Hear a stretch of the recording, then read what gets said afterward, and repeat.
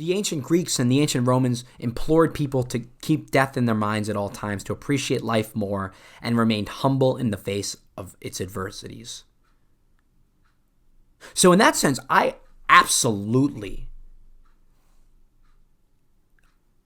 think that the Greeks and the Romans and other societies and, groups that encourage this were spot on.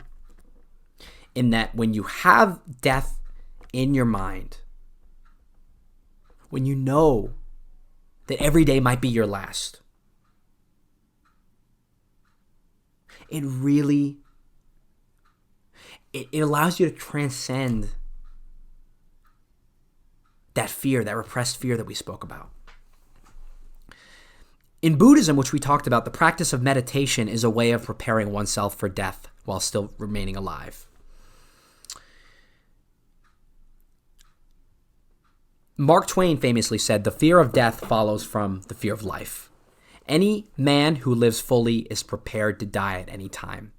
So Mark Twain, much like Becker, you see there's a synergy between all these thinkers, agrees that you can't really be alive unless you're ready to die, unless you've accepted that you will die.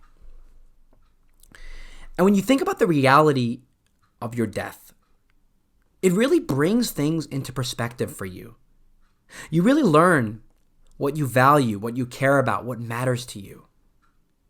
They say that when you die or when you have a near-death experience, I don't really want to talk about those because I don't have experience with those. I haven't really read too much about those. But when you have a near-death experience, they say that your entire life flashes before your eyes. People will, I guess here we go talking about it, even though I said I wouldn't. But people who have reported on it, generally that they have a near-death experience, have had like a life-changing realization. Someone would get hit by a car and come within an inch of death and then become a devout Christian, believe in God, or a bullet will miss, your heart by a quarter of an inch or whatever, and suddenly, renowned interest in your family. So pondering the reality of death does bring things in perspective. Another one of my favorite books, it's called Stumbling on Happiness by Dan Gilbert. I'm not going to talk about the content of the book, but the book opens with the author inviting the reader to think about what he or she would do if you learned that you were going to die in the next 10 minutes. Gilbert writes, "What would you do right now if you learned that you were going to die in 10 minutes? Would you race upstairs and light that Marlboro you've been hiding in your sock drawer since the Ford administration? Would you waltz into your boss's office and present him with a detailed description of his personal defects? Would you drive out to that steakhouse near the new mall and order a T-bone medium rare with an extra side of the really bad cholesterol?" It's hard to say, of course, but of all the things you might do in your final 10 minutes, it's a pretty safe bet that few of them are things you actually did today. The takeaway there is that when we think about our impending death, it makes us strongly evaluate how we want to spend our time, our energy, our attention. Or as Mark Manson says throughout the book, how we decide who and what we give our fucks to. The finite, limited amount of fucks that we have to give. Thinking about these big issues and having this conversation, it really reframes what you're worried about. I mean, Charles Bukowski's right, you guys. This should make us love each other. The fact that we're all going to die. Think about what made you upset or angry today. Someone didn't give up their seat on the subway. The guy in front of you at the deli took too long to order. Your boss didn't say thank you when you handed in your report. Your sister texted back with just okay. One of your friends didn't like your picture on Instagram.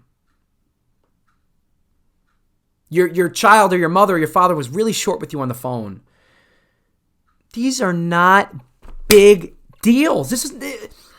When you surrender to death and the finality of your existence, you realize not to sweat the small stuff.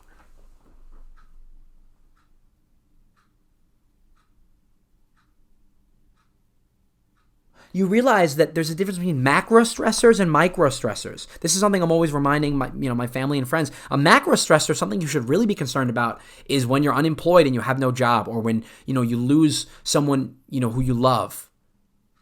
Those are things that suck and absolutely are worth getting stressed out over. But a micro stressor, but someone cutting in line for you at the bar or the club, the person at the bad service at the restaurant, the waiter was stressed out and messed up your order. These are not things you should be stressing about. So when you accept death, you realize not only that there's nothing to be afraid of, but that all the things that you thought were so worth giving a fuck about in your life are just not. You really have nothing else to fear. And Manson writes, in saying this, he writes, "The acceptance of my death, this understanding of my own fragility has made everything easier. Suffering through my fears and uncertainties, accepting my failures and embracing rejections, it has all been made lighter by the thought of my own death. The more I peer into the darkness, the brighter life gets, the quieter the world becomes, and the less unconscious resistance I have or I feel to anything."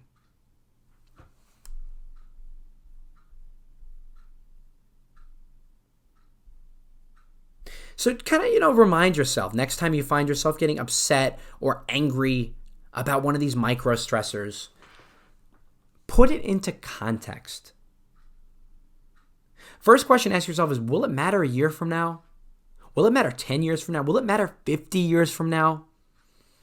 Bukowski was right. We are all going to die, all of us.